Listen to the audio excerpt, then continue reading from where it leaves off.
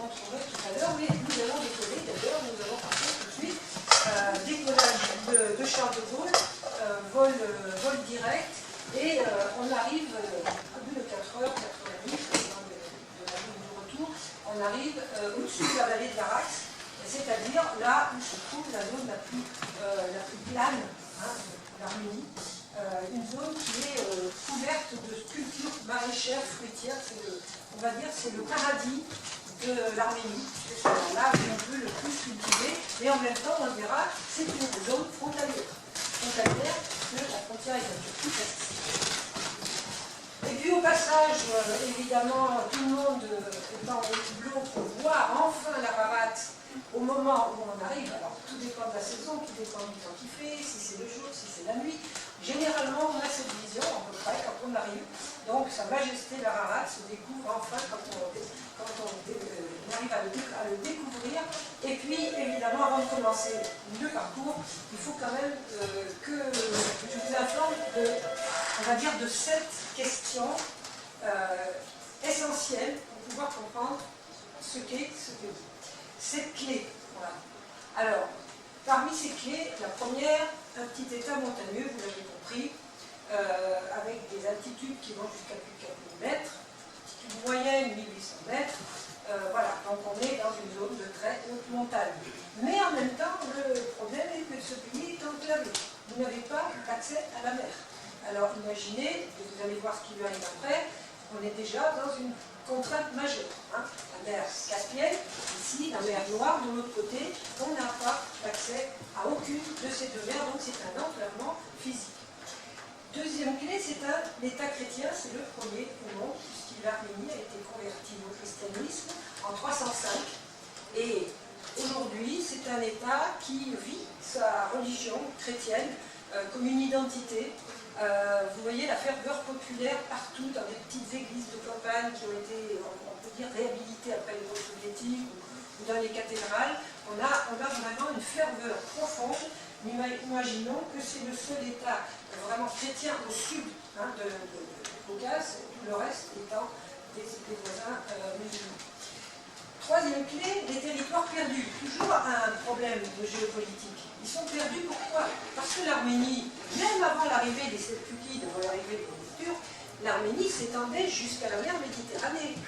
Hein, ici, jusqu'en Cilicie. D'ailleurs, le dernier roi d'Arménie, qui était un roi français, c'était Léon de Lusignan, il était roi de Cilicie d'Arménie.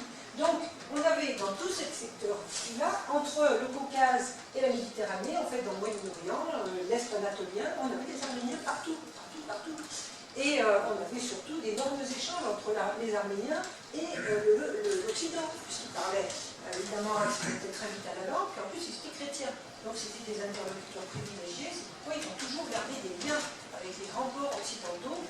Alors, on va voir que ce territoire perdu, il s'est réduit comme peau de chagrin au fur et à mesure de l'avancée de certains événements historiques et qu'aujourd'hui, l'Arménie ne se limite qu'à ce petit mouchoir de poche de 29 500 km², grande comme la Belgique. Vous voyez, c'est tout petit. Donc, on est dans une situation, évidemment, hautement stratégique. Quatrième clé, le génocide des Arméniens, puisque le 24 avril 1915, le gouvernement de l'Empire ottoman lance, parce que c'était décidé avant, mais lance une extermination totale de tous les Arméniens de l'Empire ottoman. Et cette décision, entre guillemets, avait été déjà amorcée de longue date, puisque même durant tout le XIXe siècle, et même avant, il y avait des pogroms, il y avait des massacres, il y avait dans tout l'Empire ottoman, les Arméniens n'étaient jamais tranquilles. Alors il faut imaginer que le but, ce n'était pas tant le but religieux, certes oui, mais pas que. C'était aussi le fait de panturquisme, c'est-à-dire qu'il fallait étendre la Turquie. Et un des gros problèmes géopolitiques de cette région, c'est que l'Arménie est un caillou. Tous les sens du terme, est un caillou qui dérange considérablement le monde turcophone, puisque c'est un caillou qui gêne l'expansion entre la Turquie et le monde turcophone qui va, comme vous le savez, jusque chez les Ouïghours. Donc, l'Arménie est gênante, depuis toujours. Donc, ce fait est très important parce qu'il est relié à la religion aussi. En même temps, c'est un caillou chrétien. Donc, à partir de là, vous allez voir que ce sont des clés qui vont vous expliquer beaucoup de choses. Cinquième clé, la soviétisation, comme cette zone, ce qu'on appelle l'ex-Union soviétique, l'Arménie qui avait passé 3 ans sous un état de petite république indépendante après la guerre de 1914, en 1918 1920, elle s'est retrouvée finalement dans le moule. Les bolcheviks sont arrivés à la fin de 1920, en décembre, et puis tout ça a été soviétisé petit à petit, donc 70 ans enfermés derrière le rideau de fer, dans des bulles, dont on verra que l'Arménie n'est pas la seule à avoir cette situation, mais cette situation s'ajoute à d'autres très critiques et encore plus critiques. La sixième clé, c'est ce séisme de 1988, c'est-à-dire le tremblement de terre de Gyumri, qui s'appelait alors Léninaka. Un tremblement de terre terrible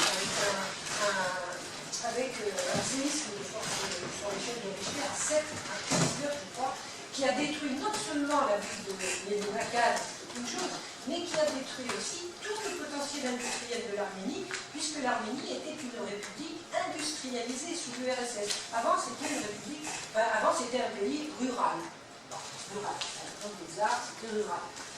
À partir des soviétiques, tout est devenu industrialisé. Il fallait faire travailler les républiques pour alimenter l'économie de l'URSS. Donc de ce fait, l'Arménie s'est retrouvée très industrialisée, d'autant que l'arménien, était un des rares peuples de l'Union soviétique qui était porté sur les études et la formation. Il y avait beaucoup d'ingénieurs, beaucoup de techniciens supérieurs, donc c'était tout à fait favorable pour l'encadrement de ces entreprises. Une grande partie de l'industrie se trouvait ici, le textile, la mécanique automobile, la radiophonie, tout se trouvait dans la région de Gyumri. De ce jour, tout s'est effondré au moment du tremblement de terre. Mais ça n'est pas tout. Deuxième effondrement, 91, c'est-à-dire 2 ans après. 2 ans après, c'est tout qui s'effondre, toute l'Union soviétique. Donc, le traumatisme a été considérable pour l'Arménie, puisqu'ils ont d'abord vu s'effondrer tout leur pan industriel dans la région de Léninaka et autour. Et deuxième choc, 1991, et là, évidemment, déconnexion, débranchement, je dirais même, comme si on tirait une prise électrique. Tout était, c'était le chaos total, mais en septembre 91, l'Arménie devient indépendante. Donc, évidemment, l'indépendance valait l'effort qui restait à faire. Donc voilà un petit peu ces clés qu'il faut quand même comprendre pour aller un peu plus loin. Dans un premier temps, on va essayer de voir en quoi les frontières et l'enclavement sont des éléments qu'on voit déjà dans les paysages et qu'on ressent aussi dans les modes de vie et dans le fonctionnement même du pays. Alors la question arménienne, bien sûr, la question arménienne, elle date de l'Empire ottoman, elle a toujours été posée, la question arménienne. Et pour les raisons que je vous disais. Donc, elle est toujours là, elle est encore là. Alors, une carte encore, mais cette fois, qui vous montre l'enclavement géopolitique, et non plus seulement l'enclavement physique. L'enclavement géopolitique, c'est-à-dire, vous avez l'impression d'avoir un énorme bout de terre, là, mais en réalité, tout ce qui est en gris foncé, c'est l'Arménie, tout ce qui est en gris clair ici, c'est le Haut-Karabakh, et ce que vous avez vous avez des hachures entre, eh bien, ce sont les zones qui sont sous contrôle des forces arméniennes depuis la fin de la guerre du Karabakh, c'est-à-dire depuis 1994. Donc, ce territoire-là appartiennent officiellement à l'Azerbaïdjan, mais du fait de la situation de Nipéligé, c'est-à-dire un cessez-le-feu, il n'y a pas d'accord de paix, il n'y a pas une signature de paix. De ce fait, on a ici une situation de Nipéligé, c'est-à-dire une situation non reconnue par la communauté internationale, comme il y en a d'autres. Alors, c'est très inconfortable, vous imaginez, d'autant que l'Arménie s'est vue infliger, à la fin de la guerre, un blocus par la Turquie et l'Azerbaïdjan en 1993, un blocus sur les 3/4 de ses frontières. Et vous les suivez, toutes les frontières sous blocus. Partout, vous avez des petites bascules avec la petite croix dedans, c'est tous les axes, les communications qui sont fermées. Et fermées, vous verrez les photos. Donc, si vous partez d'ici, vous allez jusqu'en Géorgie. Vous partez d'ici, vous allez tout le long de la frontière turque, c'est fermé. 3/4 des frontières. Donc vous allez me dire, ben, qu'est-ce qui reste ouvert? Qu'est-ce qui reste ouvert? La Géorgie, bon, qui qui vont permettre d'aller jusque sur la mer Noire, et puis même éventuellement d'avoir des convois qui vont jusqu'en Russie. Et puis, à peu près une vingtaine de kilomètres au sud, le long de la frontière iranienne. Et là, nous irons voir, parce que ça, c'est intéressant. Hein, c'est là, on va voir la photo tout à l'heure, je vous expliquerai, parce que ça, c'était le rideau de fer avant. Alors que là, non, ça a toujours été ouvert. Mais là, c'était le rideau de fer. Donc, aujourd'hui, il y a des échanges entre l'Arménie et l'Iran, et en particulier des accords diplomatiques très importants et très solides. Bon. Alors voilà un petit peu la situation générale. Après le reste, vous allez voir ça dans les images, dans les textes, mais le principe c'est ça. D'une part, Karabakh, d'autre part, Nakhitchevan, puisqu'on est sur la carte. Karabakh qui était une petite province russe, avec le tsar. Staline a décidé que le Karabakh allait être sous gouvernement de la République soviétique d'Azerbaïdjan. Il a placé d'autorité sous gouvernement de la République soviétique d'Azerbaïdjan. Même chose pour le Nakhitchevan, qui était de l'autre côté. Tous les deux étaient peuplés d'Arméniens. Ici, il y avait à peu près 70% d'Arméniens, là, il y en avait 95%. Ils ont été placés sous contrôle. Alors, Staline, vous allez voir, c'est plutôt... allez, il vaut mieux créer des conflits comme ça les amuse, hein, et après, on peut faire ce qu'on a envie de faire. En agitant des marionnettes, c'était un peu le principe, hein, diviser pour régner. Bon, les tsars l'avaient fait aussi, mais enfin lui, il l'a fait en grande largeur. Alors, toute cette zone-là s'est retrouvée sous contrôle d'Azerbaïdjan, et au moment de l'indépendance, en gros, ça a commencé dans les années 88, Perestroïka, eh bien, les Arméniens du Karabakh ne voulaient plus supporter cette situation, et ils se sont prononcés par référendum pour se rattacher à l'Arménie. Et oui, seulement ça n'a pas plu. Aux Azerbaïdjanais, d'ailleurs, d'abord, et à l'URSS non plus. Donc la guerre a été déclenchée à cause de cette situation, hein, de souhait, finalement. Le droit des peuples à disposer d'eux-mêmes, c'est ça en géopolitique, c'est un fait, une règle en géopolitique, le droit des peuples à disposer d'eux-mêmes. Mais là, on n'a pas respecté cette décision, en fait, des urnes. Et pour le Nakhitchevan, pareil. Alors vous imaginez les habitants du Nakhitchevan qui sont dans tous les Amériques, quand ils veulent aller dans leur famille, en Azerbaïdjan, qu'est-ce qu'ils font? Ils passent par l'Iran. Ah oui, puisque il y a beaucoup. Voilà, donc tout simplement, c'est un peu compliqué, mais il fallait voir cette carte pour comprendre. Alors comment on vit dans un pays en France? Alors d'abord, on se bute à des frontières sans arrêt, parce que ce pays n'est pas grand, on nous dit. Et il y a toujours une route, il y a toujours une frontière qui est fermée. Celle-ci, c'est la frontière face à la Turquie. Hein, vous voyez la longueur du périmètre militarisé qui est assez importante. Et ici, c'est l'Arax qui passe. L'Arax qui est un fleuve condamné. Ici, c'est la même frontière, mais un peu plus haut, c'est-à-dire à la hauteur à l'ouest de l'Arménie, au nord-ouest de l'Arménie. Donc, toujours pareil, vous voyez, c'est des frontières électrifiées, enfin, elles sont très bien, hein. Mais c'était le rideau de fer avant. Hein, c'était le rideau de fer, mais on a changé le matériel, on a évolué. Donc, tout le long, ici, on a une caserne, là, enfin, il y a des casernes un peu partout. Donc, voilà, c'est un rideau de fer qui est venu le plus. Et puis, on a aussi des traces de mémoire sur ces frontières. Nécessairement, puisque l'Arménie était étendue sur les pays voisins, sur les territoires voisins, elle était étendue en Turquie. Et c'est pourquoi on trouve encore des restes comme des petites églises, des cimetières, mais ils sont de l'autre côté, bien sûr. Vous voyez. Donc on a une situation extrêmement difficile à gérer, d'une part, et en même temps à appréhender même quand on est arménien, et puis quand on vit dans un village comme Margara, où nous irons d'ailleurs, eh bien qu'est-ce qui se passe?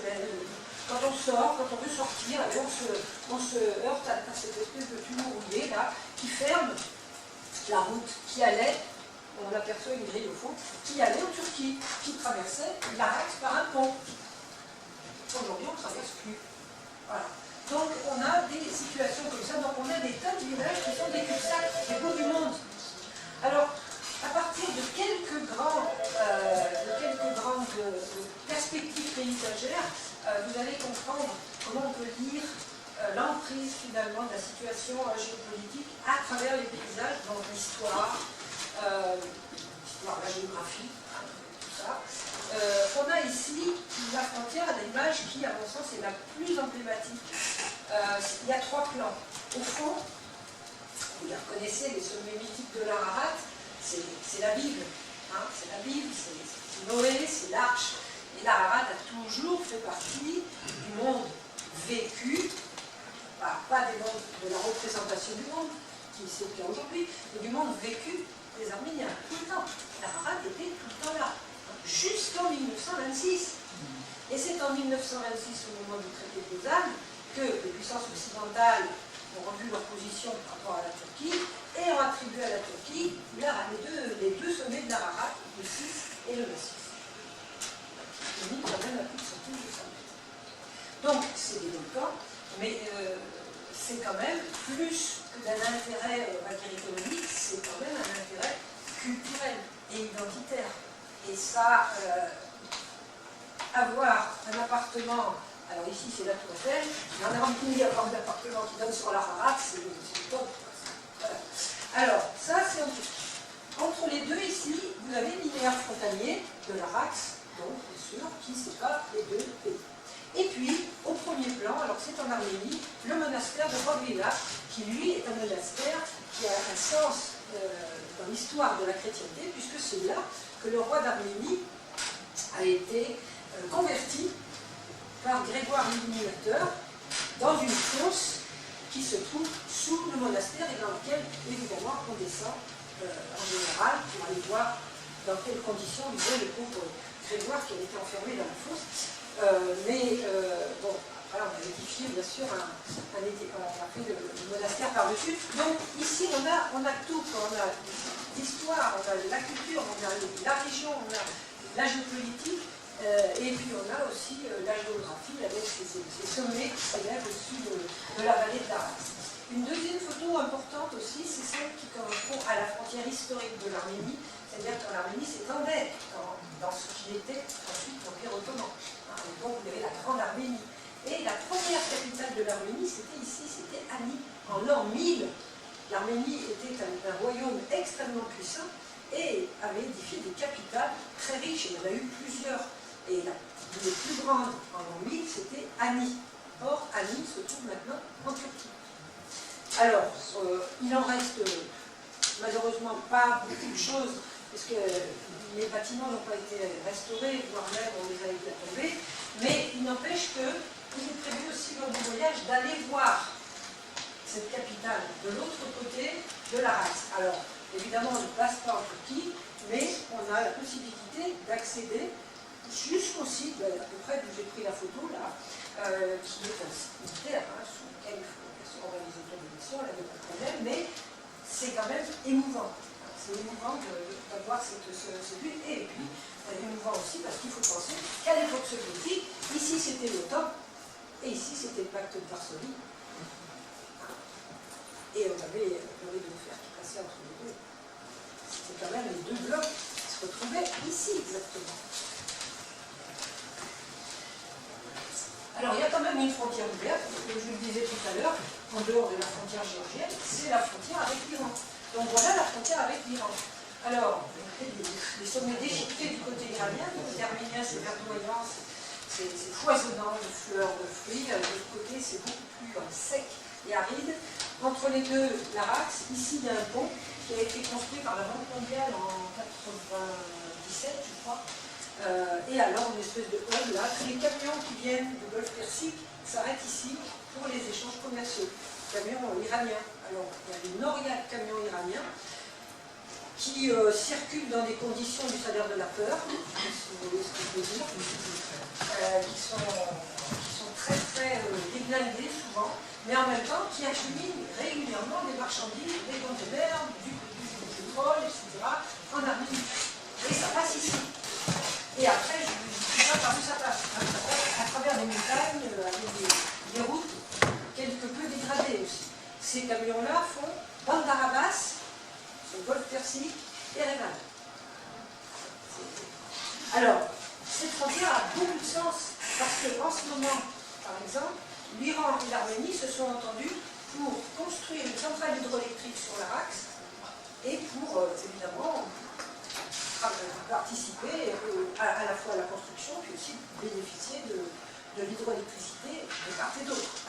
L'Iran a construit un gazoduc vers l'Arménie, traverse ici. Et un gazoduc, c'est quand même, géopolitiquement, c'est quand même important dans un pays qui a un peu plus fort économique.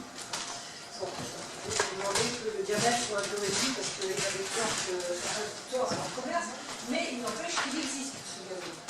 Donc voilà un peu la situation du côté des principaux sites frontaliers.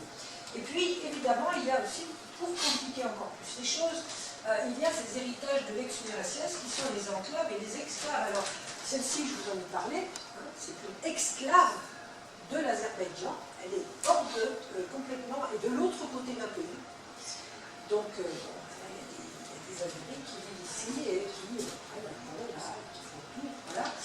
Et des petites enclaves, toutes petites comme des confettis, qui sont dispersées par-ci, par-là. Staline avait, on va dire de façon extrêmement perverse, disséminé tout le long des campagnes, alors aussi bien en Azerbaïdjan qu'en Arménie d'ailleurs. Donc des petites pastilles comme ça, on ira la voir celle-ci. Alors ça n'existe pas. On est dans une géographie de loup. Ça n'existe pas, officiellement, puisque ça n'est pas reconnu. Kirki n'existe pas pour l'Arménie. Alors pourtant, il y a une école, il y a des gens qui sont venus habiter là, mais c'était une enclave peuplée d'Azéris. Aujourd'hui, personne ne va dire que Kirki est arménien. Vous voyez, c'est des non-lieux. Et pareil en Azerbaïdjan, il y en a partout. Donc, il y a en plus cette situation qui fait que ce mix de population vient se partager aussi des petits morceaux de territoire. Alors ensuite, la question du front. Le front arméno-azéri qui se trouve au nord-est de l'Arménie. Vous voyez, j'ai mis la carte ici, tout à fait dans la corne nord-est. Alors ici, on a une situation qui est assez tendue par moment, parce que, évidemment, les deux factions sont vis-à-vis, à quelques centaines de mètres. C'est des tranchées. Ici, il y a des tranchées entre cette zone-là et cette zone-là.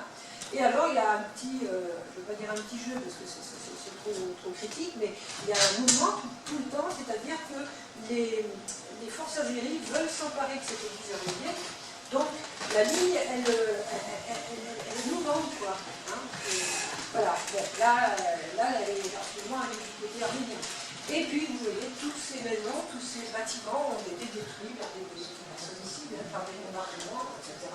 Ces lignes-là sont très bien placées pour les snipers azéris, parce qu'évidemment, ils ont une ligne de mire extrêmement élargie, et ils peuvent tirer sur tous les gens qui circulent sur ces routes.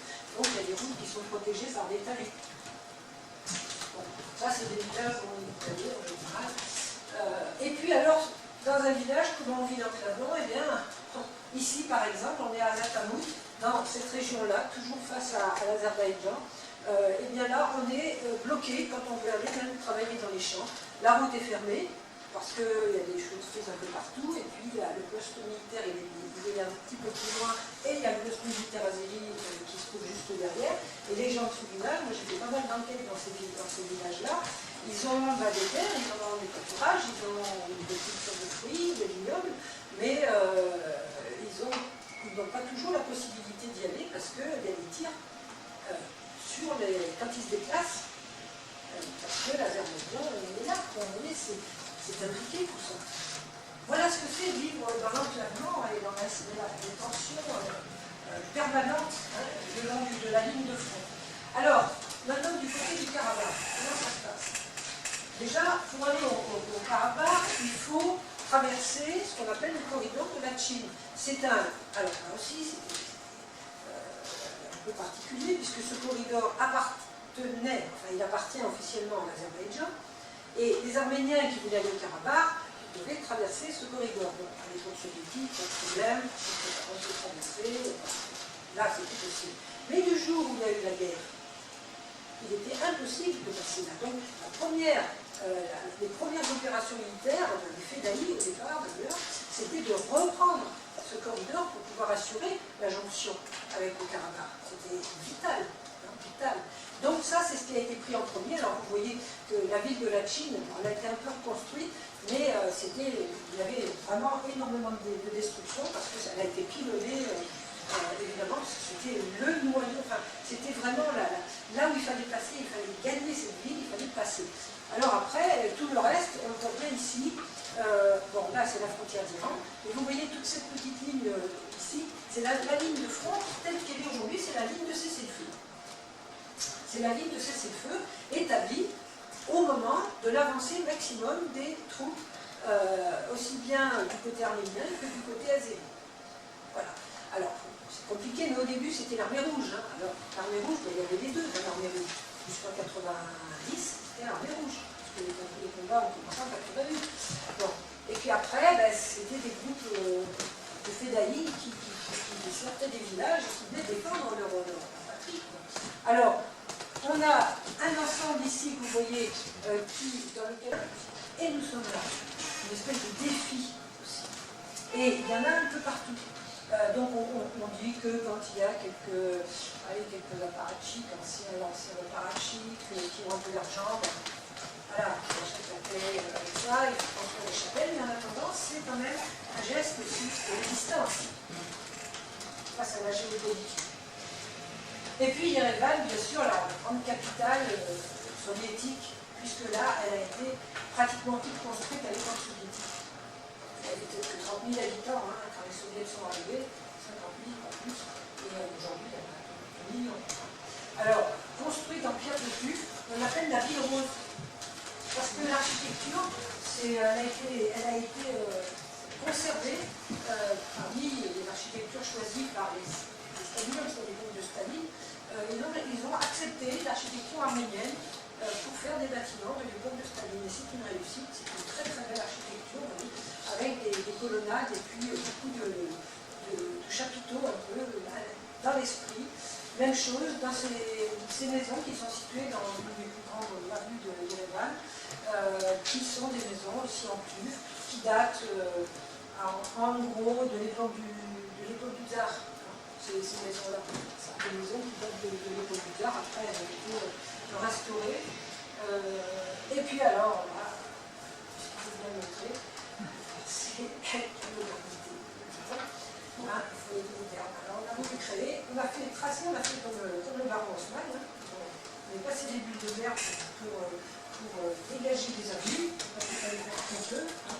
Alors sauf qu'il y avait une très belle maison à cet endroit-là, le terre passé sous terre, et là on a construit des immeubles, chacun son bien sûr, mais c'est un peu dommage d'avoir construit ça, surtout qu'il y a pratiquement personne qui vit là-dedans. Il y a des boutiques de luxe. Il y a 3% de la population qui peut se payer ce genre de choses, ouais, de mode, de parfums, de chaussures, etc. Par contre, ce qu'on voit au bout, c'est l'opéra. Hein, l'opéra d'Yerevan, qui était un opéra très très célèbre à l'époque soviétique, où tous les grands chanteurs sont venus se produire ici à Yerevan. Et quand on était produit dans l'opéra d'Yerevan, eh bien on avait évidemment une influence après, on était renommé. Et aujourd'hui encore, il y a beaucoup, alors le lyrique et l'instrumental, bien sûr, il y a beaucoup de lyrique. Et puis les fontaines chantantes qui sont un remake des fontaines chantantes soviétiques qui n'étaient pas à l'époque électronique. Donc aujourd'hui, elles sont pilotées par électronique, mais ça, c'est une réussite par contre. En tout cas, c'est un endroit où les gens se retrouvent. Et puis pour terminer, toujours dans le but de cette géopolitique qui va siéger partout, à la fois dans l'eau, dans la montagne, dans l'agriculture, eh bien, il y a un gros volet très important sur la ressource en eau. Je vous ai dit que l'Arménie est un château d'eau, oui, certes, mais l'Arménie n'a pas de pétrole, l'Arménie doit faire tourner des turbines. Donc, pour faire tourner des turbines, on a utilisé l'eau du lac Sevan. Alors ça, évidemment, je vous montrerai sur place. Le lac Sevan, par chance, est un lac d'eau douce, alors que le lac d'Ourmia en Iran, c'est d'eau salée. Le lac de Van en Turquie, est salé. Et les Arméniens ont la chance d'avoir un lac d'eau douce à 2000 mètres d'altitude, hein, perché. Alors c'est intéressant, parce que pour l'hydroélectricité c'est pareil, mais pour l'irrigation, c'est très bien. Alors ce lac qui est de couleur faïence, c'est-à-dire bleu, hein, en persan, quand généralement il est bleu, parfois il est très nuageux, mais on voit ici des eaux du lac, et on voit aussi, alors ça c'est une vue du matin très tôt avec ces barques de pêcheurs qui vont sur le lac pour ramasser quelques poissons, des trucs en particulier. Et puis, un autre élément de ce système de gestion de l'eau stratégique dans ce pays qui n'a pas, je répète, d'énergie, dont tous les réseaux énergétiques ont été coupés, il ne faut pas oublier le blocus. Donc, il faut absolument de l'eau pour produire de l'électricité. Alors, c'est pourquoi on a un certain nombre de supports qui servent dans le système de gestion de l'eau, aussi bien pour l'agriculture que pour l'hydroélectricité. Ça, c'est un barrage, lac de barrage, qui a été construit pour justement permettre l'installation d'une centrale hydroélectrique qui fonctionne, qui est la plus grosse des centrales de cette zone-là. Donc voilà, donc il y a toute une géopolitique de l'eau très intéressante, hein, puisque il y a des transferts de bassins, il y a des tunnels qui passent sous les montagnes, qui ressortent, enfin c'est quelque chose d'assez impressionnant. Et puis évidemment, toutes les productions animales.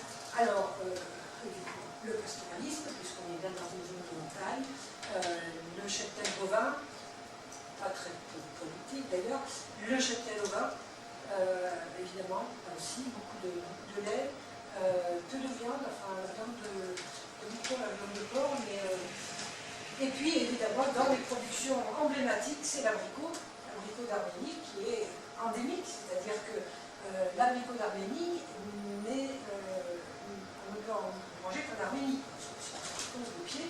Cet abricot, il avait été reconnu au moment quand les Romains sont passés en Arménie, ils avaient commencé par voir que les abricots étaient intéressants.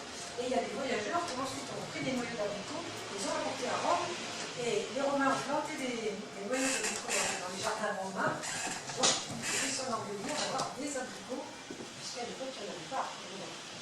Donc, voilà, on a une production ici qui est pas toujours très beau, mais succulent. Et puis, le vignoble est une autre production, puisque je vous ai parlé de Noé, et vous savez que Noé, quand il est descendu de l'arche, il a planté le premier cep de vigne. Il s'est enivré le lendemain, mais il a quand même planté le premier cep de vigne. Et alors, le Nord, l'Arménie, bien sûr, un pays viticole très connu avec des cépages uniques.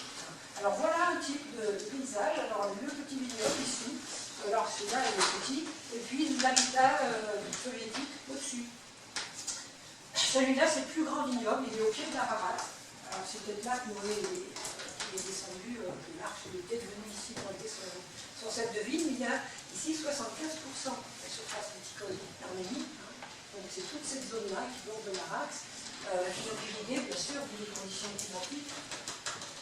Et puis ici, c'est un vignoble qui est très connu, c'est le vignoble d'Arménie, parce que c'est le cépage le plus célèbre en Arménie et unique.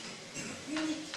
Un cépage qui n'a jamais eu de financement et qui produit un vin, entre nous, qui n'est pas forcément bien travaillé, ça commence, mais qui produit un vin qui donne maintenant de bons résultats avec des technologies modernes.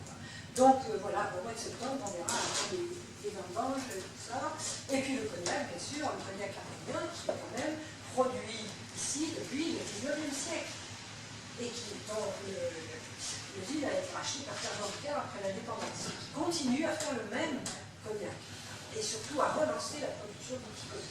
Donc voilà un peu la spécificité de production abricot-vigne. Mais en même temps, on est dans le jardin d'Éden, vraiment dans le jardin d'Éden.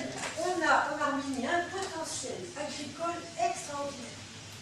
Extraordinaire. Alors bien sûr, des fromages, des herbes, on mange beaucoup d'herbes, c'est une nourriture très saine. Hein. Toutes les herbes, on va chercher, même les Arméniens vont chercher dans les champs, dans les prés, partout, ils connaissent toutes les herbes. Alors les melons d'eau ici, les tomates, bien sûr, qui sont un grand classique, et les concombres. Et puis, ici sont les petites productions dans les petits jardins familiaux, et les femmes en général viennent au bord de route à la saison, des sauts de pommes, des produits, voilà. Donc ça, c'est vraiment le... Et alors, bien sûr, les délices de l'été, voilà, ce sont tous les fruits d'Arménie qui sont confits et préparés, et qui, évidemment, font délice à tous les gourmets et les gourmands. Parce que là, on a des noix, on a des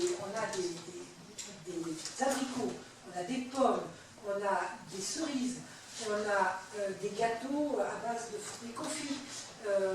C'est inimaginable, des poires, tout est tout est présenté au Grand Marché d'Erevan. Alors là, c'est une visite obligée parce qu'on ne peut pas résister.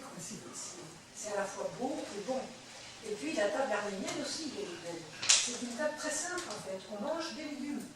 On n'a pas de sauce. Hein. C'est surtout des légumes, des viandes bouillies, des viandes grillées, des yaourts, hein, comme du yaourt grec, hein, des fromages, genre feta, hein, comme les fromages feta ici, des pains faits à la maison, du beurre, bien sûr, des concombres, des herbes, alors une multitude de types d'herbes qu'on mange crues comme ça, dans un pain à vache, un pain roulé. Voilà, donc ça c'est la table arménienne, et puis bien sûr, cette table arménienne, c'est aussi l'hospitalité arménienne, parce que bien sûr, on ne peut pas faire l'impasse hein, sur un repas en famille. Et là, il y aura toujours un peu prévu, et on sait quand ça commence, mais on ne sait pas quand ça continue. Parce que généralement, ça se termine par des poissons que l'on voit ici, là, de la vodka. Ça, c'est un merli, la vodka mûre, qui est une vodka spéciale. Hein. À Merli, au Karabakh, il y a une vodka excellente, c'est la vodka de mûre. Elle est inégalable. Alors, bien sûr, ça fait aussi partie des repas, avec diverses sortes de boissons. Ce n'est pas des jus de fruits industriels, c'est des fruits qu'on garde dans du sirop et qu'on sert ensuite comme jus de fruits. Tout ça, c'est très, très naturel.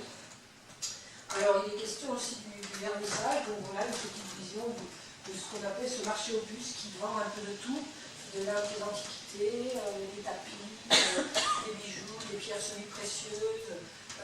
Donc, il y a une grande variété de production, parce que le tapis arménien, c'est quand même le premier tapis qui existe. Hein, ce n'est pas un tapis de prière, hein, c'était des tapis religieux, les premiers tapis, qui s'échangeaient déjà à l'époque des sites. Donc, le tapis arménien, avec les teintures qui vont avec, la couchine en particulier, c'était les premiers tapis qui existaient. Donc, il y a une longue tradition de tapis. Souvent, les tapis qu'on voit intitulés tapis anatoliens, ce sont des tapis d'origine, des tapis arméniens, qui ont ensuite été fabriqués après en Turquie, mais ça fait partie aussi de ces productions identitaires. Et voilà, terminé. Ça donne envie d'y aller.